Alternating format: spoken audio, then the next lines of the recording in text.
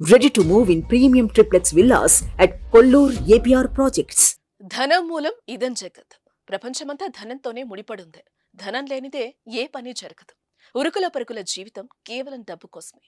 1000 ఉన్నాడు మరో 1000 కోసం, 1,00,000 ఉన్నాడు మరో 1,00,000 కోసం, కోటున్నాడు మరో 1,00,00,000 రూపాయలను సంపాదించడం కోసం ప్రయత్నిస్తూనే ఉంటాడు. ప్రతి ఒక్క మానవుడు ఇలానే ఉంటాడు. కానీ ఓ దంపతులు తీసుకున్న నిర్ణయం ఇప్పుడు అందర్నీ ఆలోచింపజేస్తోంది.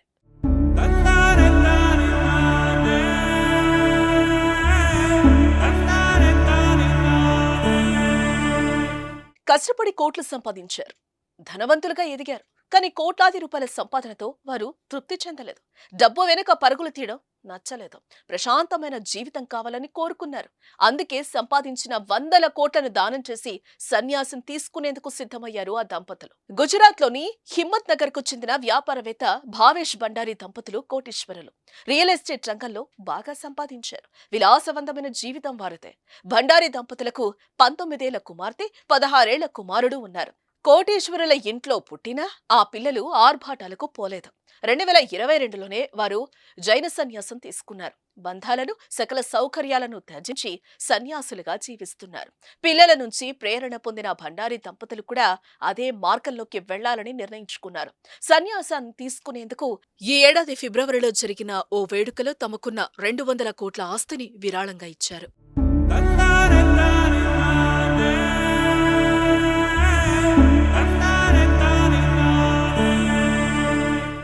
ఏప్రిల్ 22న అధికారికంగా సన్యాసం తీసుకోనున్నారు. మోక్షం పొందడం కోసం యాత్రకు బయలుదేరేందుకు ప్లాన్ చేస్తున్నారు. అయితే బండారీ దంపతులతో పాటు మరో 35 మంది కలిసి 4 కిలోమీటర్ల వరకు ఊరేగింపుగా వెళ్లనున్నారు. అక్కడ వారు తమ యావదాస్తుల్ని వదిలేసి ఆ తర్వాత 2 తెల్లని వస్త్రాలు ధరిస్తారు. ఆ తర్వాత భిక్ష కోసం ఒక గిన్నె తీసుకుని దేశమంతటా చెప్పులు లేకుండా ప్రయాణం చేస్తున్నారు.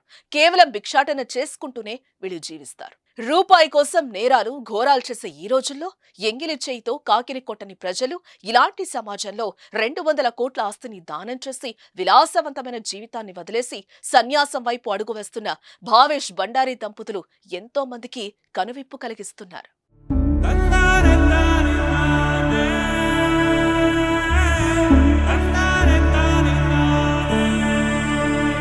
సుమన్ టీవీలో మీ పర్సనల్ అండ్ బిజినెస్ ప్రమోషన్స్ కోసం కింది నెంబర్కి కాంటాక్ట్ చేయండి.